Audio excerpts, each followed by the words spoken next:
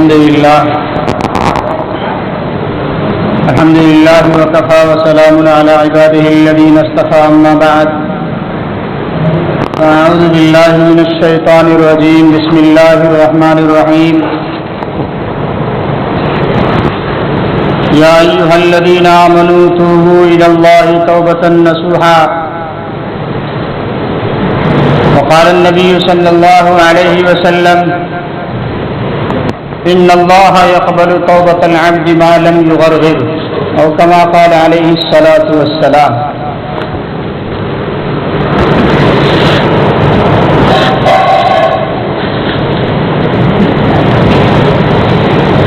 خطا جس سے نہ صادر ہو اسے رحمان کہتے ہیں.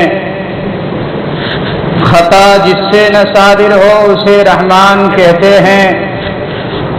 خطا کر کے جو پچھتائے اسے انسان کہتے ہیں. خطا کر کے جو پچھتائے اسے انسان کہتے ہیں. خطا کر کے جو اڑ جائے اسے شیطان کہتے ہیں. معزز و مکرم سامعین اور نوجوان دوستو،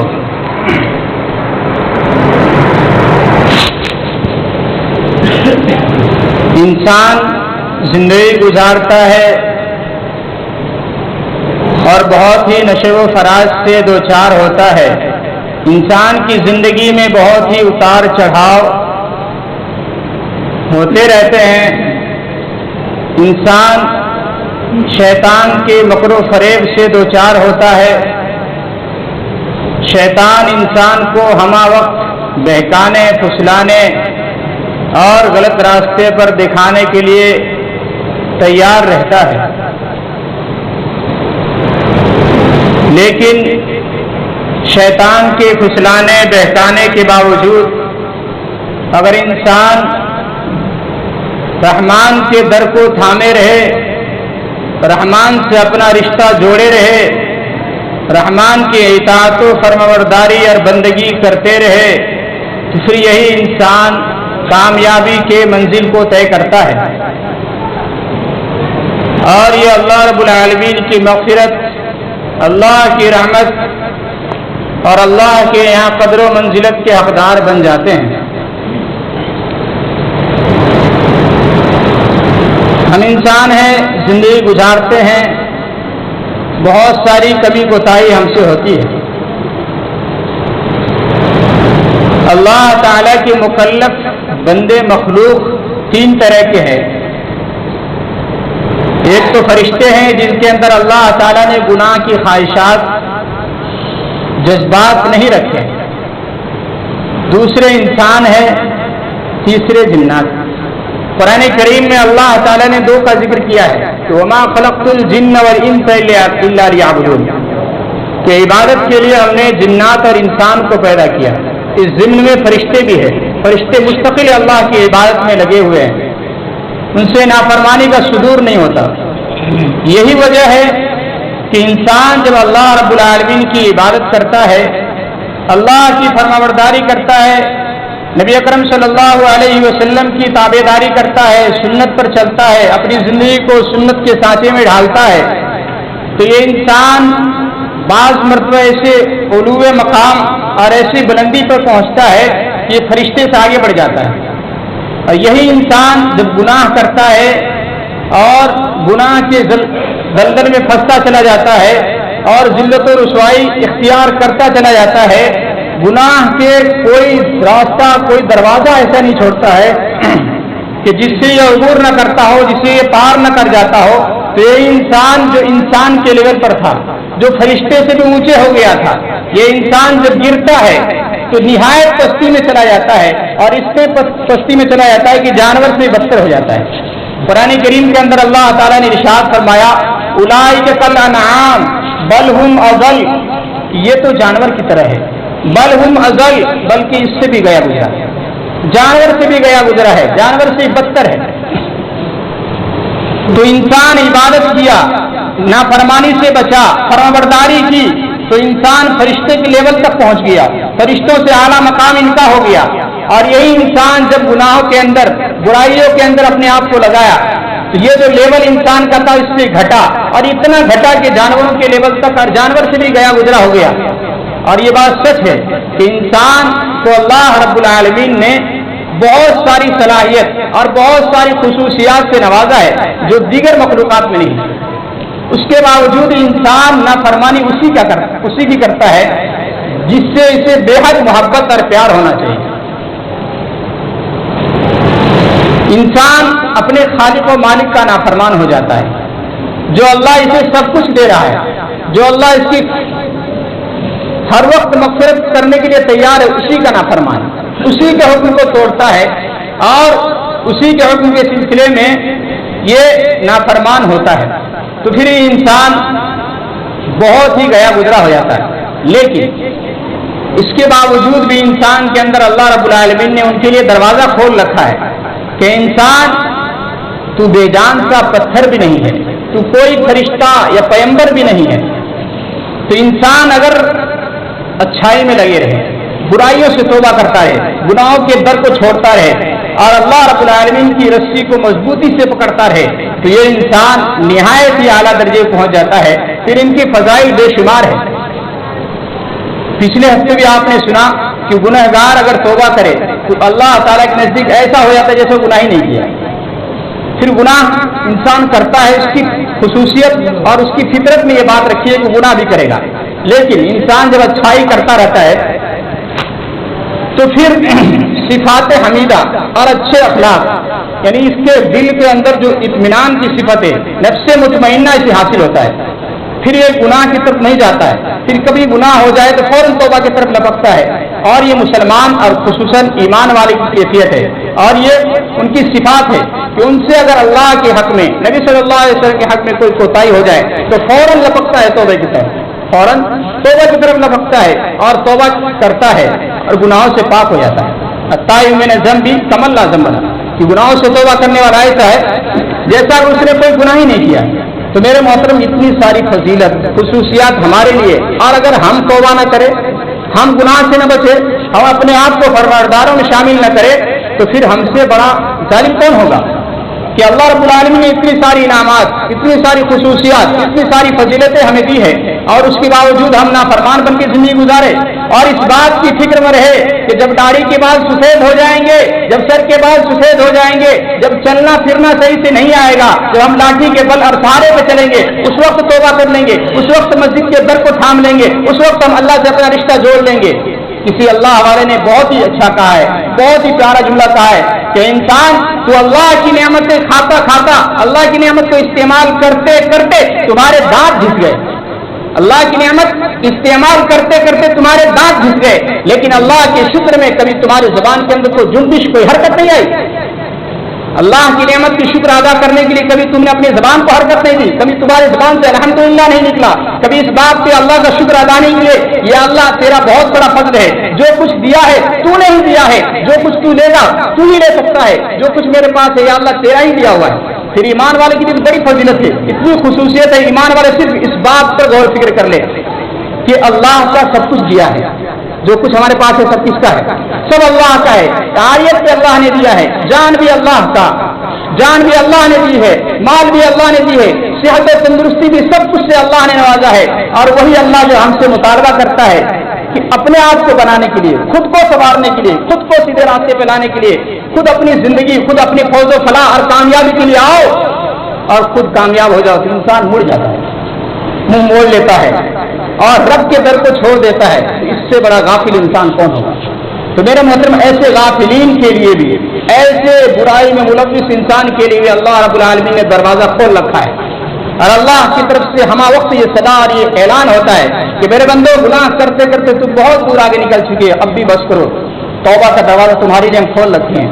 قرآن کریم میں اللہ ارشاد فرماتے ہیں، یا ایھا الذین آمنوا توبوا الی اللہ توبۃ نصوحا، اے لوگو، اے ایمان والو، اے وہ لوگ جو ایمان لائے ہو، تم نے اللہ کو ایک ہونے کا یقین کیا ہے، نبی صلی اللہ علیہ وسلم کو مانا ہے، تم نے ایمانیات کی ساری حدود کو پہچانا ہے، سب کو مان رکھا ہے، اب تمہاری ضرورت ہے کہ گناہ کرتے کرتے تم بہت دور تک نکل گئے، توبوا الی اللہ، اللہ کی طرف لوٹ آؤ، توبہ کرو، توبۃ نصوحا، پکی سچی توبہ کرو، اور اس بات کا بالکل عزم اور جزم کرو पक्का इरादा करो, अज़्म मुसल्लम करो कि या अल्लाह जो गुनाह हुआ, अब हम गुनाह नहीं करेंगे, अब हम तौबा के दरवाजा को पकड़ते हैं, या अल्लाह अब गुनाह की तरफ नहीं जाएंगे, अब तक नमाज छूटी थी, या अल्लाह माफ कर दीजिए, आइंदा हम पढ़ के इसको कर्ज अदा करेंगे, अब तक दूसरे के हुकूक के सिलसिले में जो कोताही हुई है, जो मामला हमने खराब किए हैं, या अल्लाह माफ फरमा दीजिए, आइंदा हमारा मामला अच्छा होगा।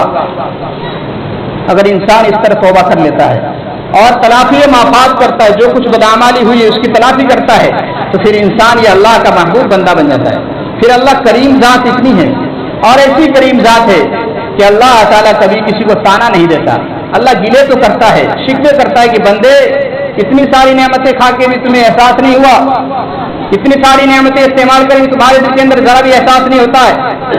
कि अल्लाह ताला कहते हैं कि इंसान गुनाह करता है, रात में गुनाह करने की हालत में सोता है, उसके बावजूद मैं उसकी हिफाजत करता हूँ। किसकी हिफाजत करता हूँ? इंसान गुनाह करता करता सो रहा है, हिफाजत अल्लाह कर रहा है। गुनाह करता करता सो रहा है, सुबह उठता है तो खाने के लिए उसे मिल जाता है। होना तो ये चाहिए था बनी इसराइल की तरह कि इंसान जब गुनाह करे उसके दरवाजे पे लिखा हुआ आता था कि फुला शख्स ने आज फुला गुनाह किया, और दूसरा उसूल भी था, अगर कोई तौबा करता तो उसके दरवाजे पे ये भी लिखा रहता है कि आज फुला शख्स ने तौबा कर लिया है, अल्लाह ने उसकी तौबा कबूल कर ली है। इस सिलसिले में एक वाक़या है, नबी अकरम सल्लल्लाहु अलैहि वसल्लम बड़ी दिलचस्पी के साथ और बहुत ही एहतमाम के साथ सहाबाए किराम के सामने इसको बयान करते थे। हज़रत अब्दुल्लाह बिन उमर रज़ियल्लाहु अन्हु कहते हैं कि मेरे कान ने 1-2 मरतबा नहीं बल्कि 7-8 मरतबा मैंने नबी अकरम सल्लल्लाहु अलैहि वसल्लम से वाक़या सुना है कि बनी इसराइल में एक शख्स था जिसका नाम किफ्ल था। किफ्ल नाम एक शख्स था, बहुत गुनहगार था, हर वक्त गुनाहों में लगा रहता था। अल्लाह ने दौलत भी बहुत दे रखी थी, मनमानी, अय्याशी, मक्कारी, ज़िनाकारी, बदकारी, कोई गुनाह ऐसा नहीं था जो उसने अपनी जिंदगी में न किया हो। हर तरह के गुनाहों में से धुत था, हर तरह गुनाहों में मुलविस था। लेकिन एक मरतबा एक औरत आती, खातून आती है और कहती है कि मुझे जरूरत है, मुझे मजबूरी है, मुझे कर्ज दो। तो किफ्ल नामी शख्स के ज़हन और दिमाग में ये बात गर्दिश करती है कि मौका अच्छा है, खातून हसीन और जमील है, ऐसा करते हैं कि पैसा देते हैं और इसके जिस्म का सौदा करते हैं। खैर, वो कहता है कि मैं तुझे पैसा इस शर्त पे दूंगा कि तुम हमारे साथ मुंह काला करो। खैर, खातून मजबूर होती है, बहुत ही परेशान होती है, वो मान जाती है कि ठीक है, 60 दीनार देता है। और जब वक्त मुकर्ररा पे खातून से मिलने के लिए आता है, सारी तैयारी हो जाती है, जिना की इब्तिदा करना चाहता है, तो खातून लरस जाती है, तड़प जाती है, कांप जाती है, बिल्कुल कांपने लगती है। ये कहता है कि मैंने तेरे साथ तुझे जबरदस्ती नहीं की है, मैंने तुम्हें पैसा दिया, उसके एवज में तुमने रजामंदी का इजहार किया है, तो तुम इस तरह कांप क्यों रहे हो, तुम इस तरह तड़प क्यों रहे हो? तो वो खातून कहती कि ऐसा गुनाह होने जा रहा है, आज तक हमने जिंदगी में ऐसा जुर्म नहीं किया, ऐसा गुनाह हमने किया ही नहीं, ये तो मजबूरी में, हमारी मजबूरी है, ये खुराक नहीं है, गल्ला नहीं है, अनाज नहीं, इस वजह से हम ये गुनाह करने के लिए तैयार हो गए, आज तक हमने ये गुनाह नहीं किया है। तो इस खातून की बात इस नौजवान के दिल पे असर कर जाती है और ये किस नामी नौजवान कहता है कि जा खातून, जो पैसे हमने दिए वो भी तू ले जा, आज से मैं तौबा करता हूँ कि आज के बाद कभी गुनाह नहीं करूंगा, आज के बाद कभी ऐसी मक्कारी और ऐसी अय्यारी नहीं करूंगा, आज के बाद से अल्लाह की नाफरमानी नहीं करूंगा, आज से मैं पक्का सच्चा ताइब बनता हूं। खैर, ये कहने की देर थी, खातून चली गई, ये नौजवान रात में सोता है, इंतकाल कर जाता है। रात में नौजवान सोता है, इंतकाल हो जाता है। और बनी इसराइल के लिए ज़ाब्ता आपने सुना कि जो आदमी गुनाह करता रात में, तो दरवाजे पे लिखा हुआ आता कि फलां शख्स ने ये गुनाह किया है, और जिसकी तौबा कबूल हो जाती उस शख्स के दरवाजे पे भी लिखा हुआ आता था कि फलां शख्स की तौबा अल्लाह ने कबूल कर ली है।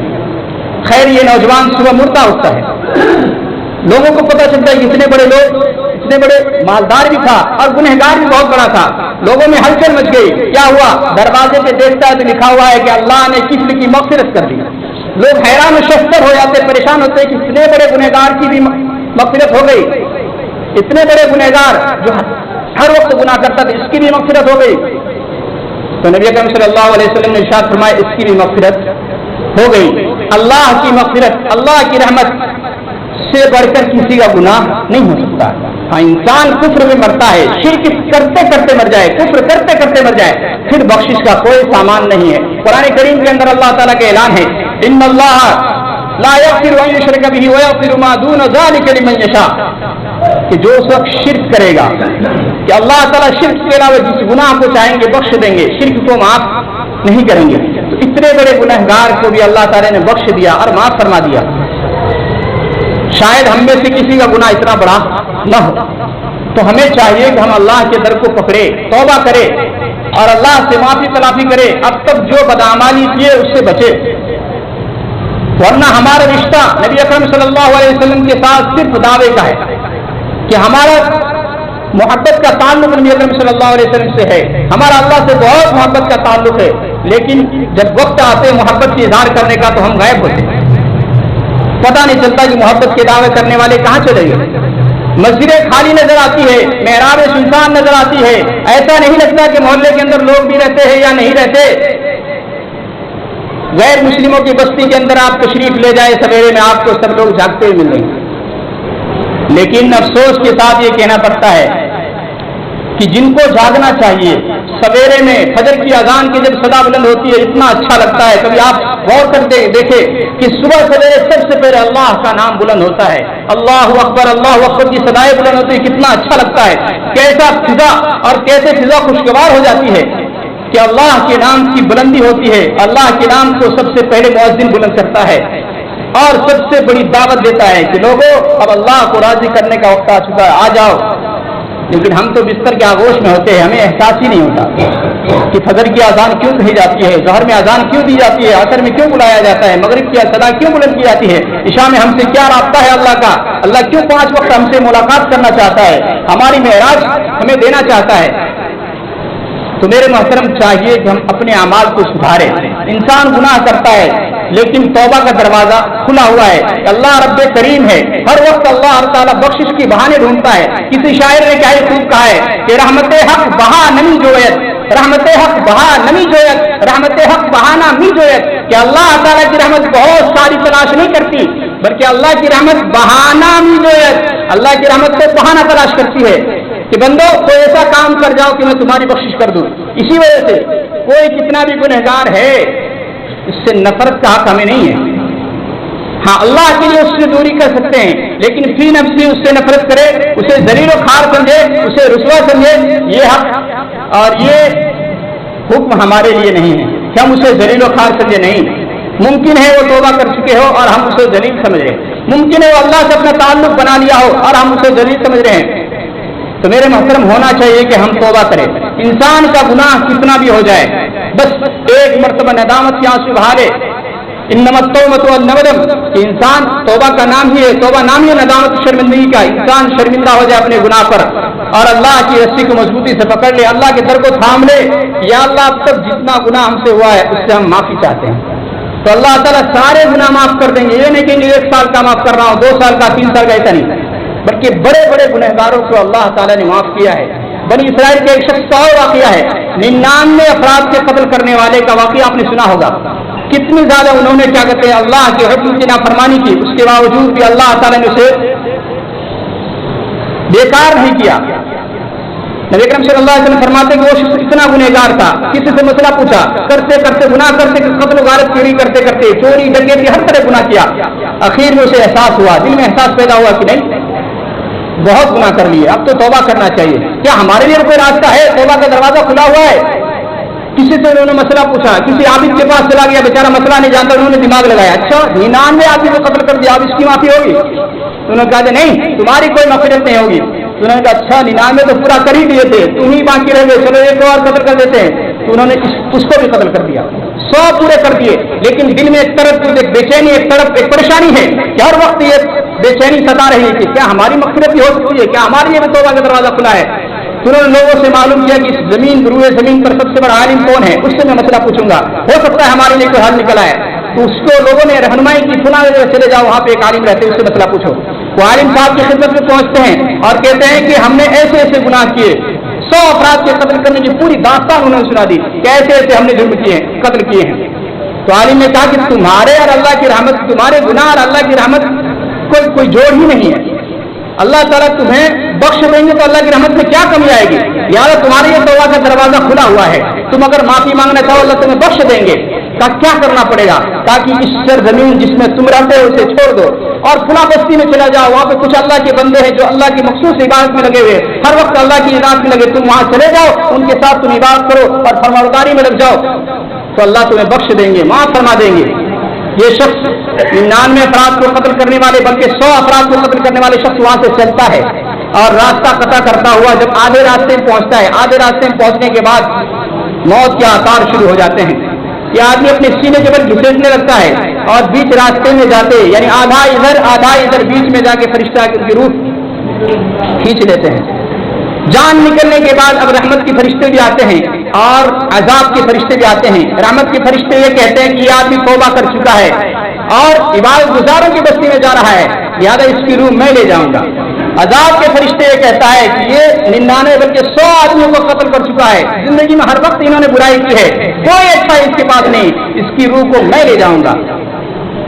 اللہ تعالیٰ تیسرے فرشتوں کو انسان کی شکل میں بھیج دیتا ہے، جاؤ محاکمہ کرو، فیصلہ کرو. تو فرشتے آتے ہیں اور فیصلہ کرتے ہیں کہ زمین کی پیمائش کی جائے، زمین کو ناپا جائے کہ کس جگہ کی کس طرف کی زمین قریب ہے. اگر گناہ کی بستی کی جگہ اس سے قریب ہے تو گنہگار یعنی عذاب کے فرشتے اس روح کو لے جائیں گے، اور اگر جس بستی کی طرف یہ جا رہا ہے توبہ کرنے کے لیے، توبہ کر کے وہ بستی اگر قریب ہے تو رحمت کے فرشتے ان کو لے جائیں گے. بعض روایت میں ابلیس خوش ہو گیا کہ پوری زندگی ہماری اطاعت و فرمانبرداری کی، اب تو گئے کام سے، اب تو پھنسے ہماری جال میں، مر گیا، گناہ کرتے مرا ہے، اب تو ہماری جائے جائے ہو گئی، ہماری خوشی ہو گئی. لیکن جب زمین کی پیمائش کی گئی، زمین کو ناپا گیا تو ایک بالشت جگہ وہ قریب تھی جہاں وہ جا رہے تھے. تو فرشتے نے فیصلہ کیا کہ رحمت کے فرشتے اس روح کو لے جائیں گے. نبی اکرم صلی اللہ علیہ وسلم نے اپنی زبان مبارک سے اس بات کا اعلان کیا کہ اللہ نے اس کی بخشش کر دی، اللہ نے اسے معاف فرما دیا. تو میرے محترم، اللہ تعالیٰ مغفرت کے بہانے ڈھونڈتے رہتے ہیں. رحمت حق بہا نمی جویت، اللہ کی رحمت بہت زیادہ اعمال نہیں تلاش کرتی ہے. رحمت حق بہانا نہیں جویت کہ اللہ کی رحمت کو بہانا تلاش کرتی ہے کہ کون سا عمل کرے بندہ اور اللہ تعالیٰ معاف فرما دے. اور حدیث کے اندر بے شمار اس طرح کی دعا ہے کہ انسان اگر پڑھے تو پھر اس پہ اللہ تعالیٰ مغفرت کا اعلان ہے. دعا پڑھے اور اس کو نیکیوں کا انبار مل جائے. ایک حدیث ہے کہ اللہم اغفر لی وللمؤمنین والمؤمنات، یہ دعا اگر کوئی دن میں ایک بار پڑھ لیتا ہے، یہ دعا اگر دن میں ایک بار پڑھ لے تو پھر اللہ تعالیٰ جتنے ایمان والے سب کی طرف سے ایک ایک نیکی اس کو دیتے ہیں. کتنے نیکی دیتے ہیں؟ ایک ایک نیکی دیتے ہیں اس دعا کو پڑھ لینے سے.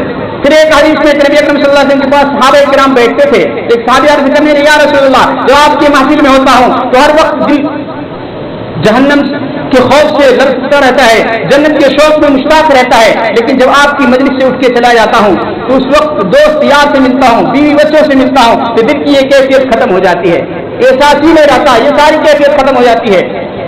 تو نبی اکرم صلی اللہ علیہ وسلم نے کہا اگر یہی کیفیت تمہاری رہی ہر وقت تو فرشتے تم سے تمہارے بستروں میں، رستوں میں، گلیوں میں، کوچوں میں تم سے مسافہ کریں گے. پھر آپ صلی اللہ علیہ وسلم نے ارشاد فرمایا کہ اگر تم گناہ نہیں کرو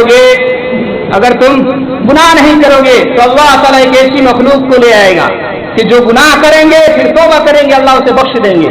بہت بڑی بات کہہ دی ہے کہ لولا انکم لم تذنبوا لجاء اللہ بخلق جدید کی یذنبوا فیغفر لهم، کہ اگر تم گناہ نہیں کرو گے تو اللہ ایک ایسی مخلوق کو لے آئیں گے جو گناہ کریں گے پھر شرمندہ ہوں گے، توبہ کریں گے، اللہ اسے بخش دے گا.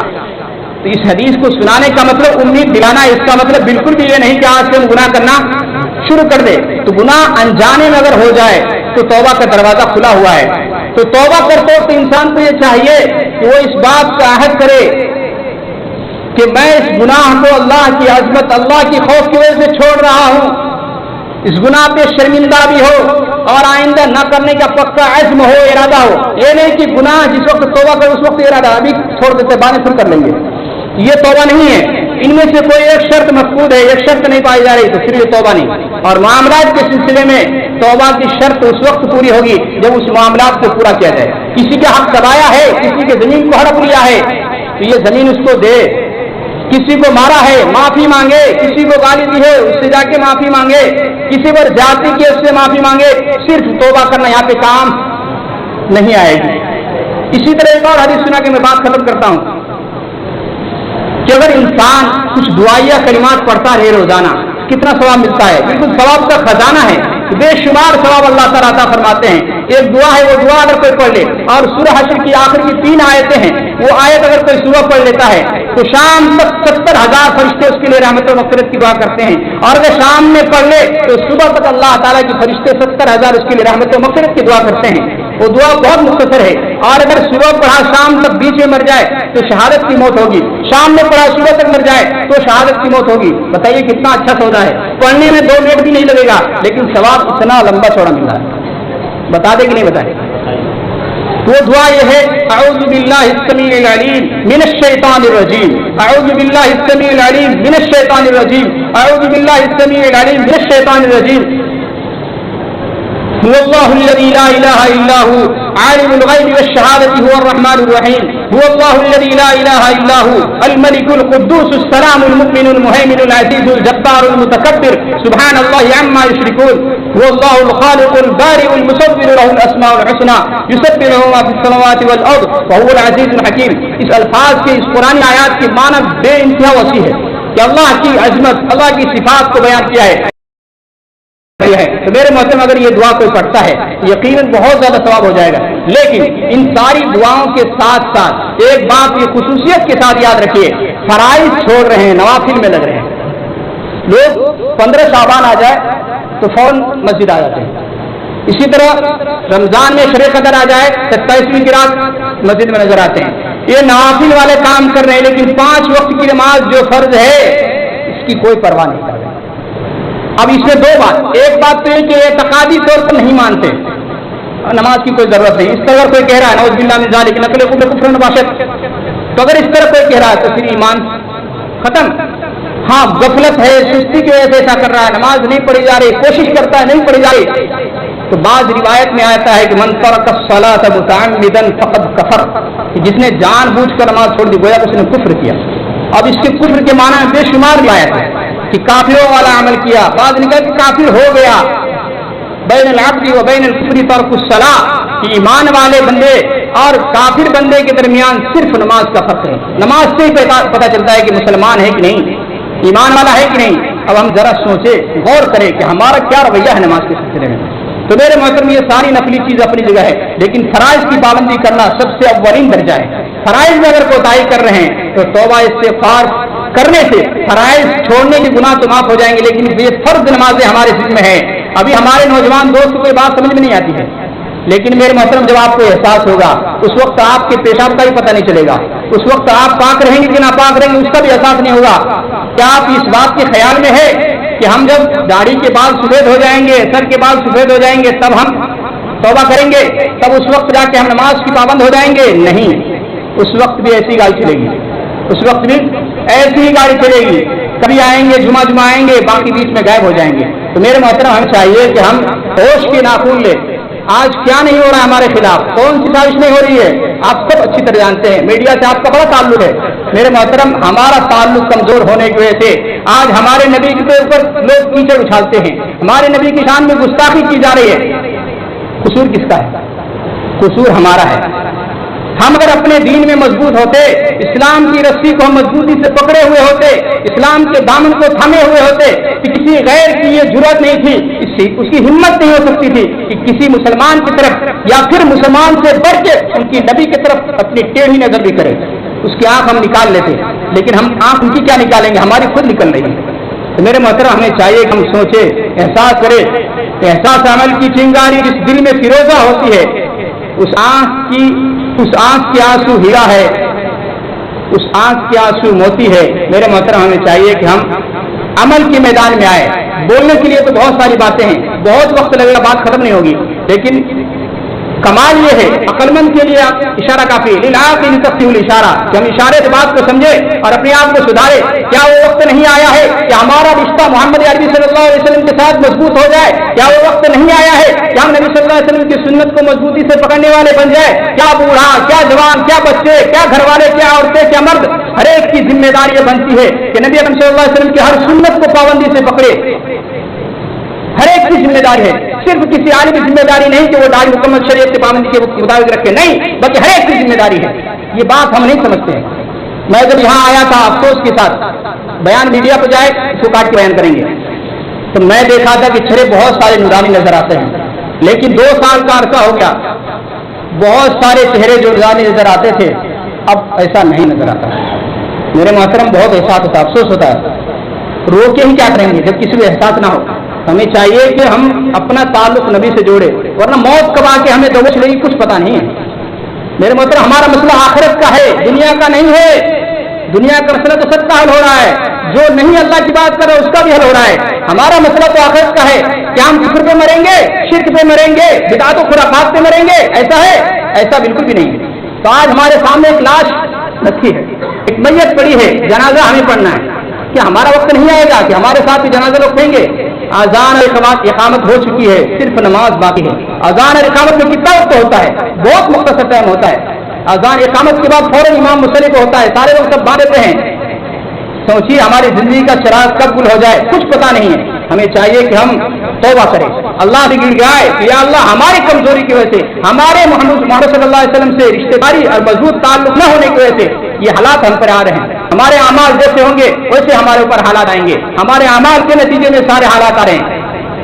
تو اگر ہم اپنے اعمال کو درست کر لیں پھر اللہ تعالیٰ حالات کو بھی درست کر دیں گے۔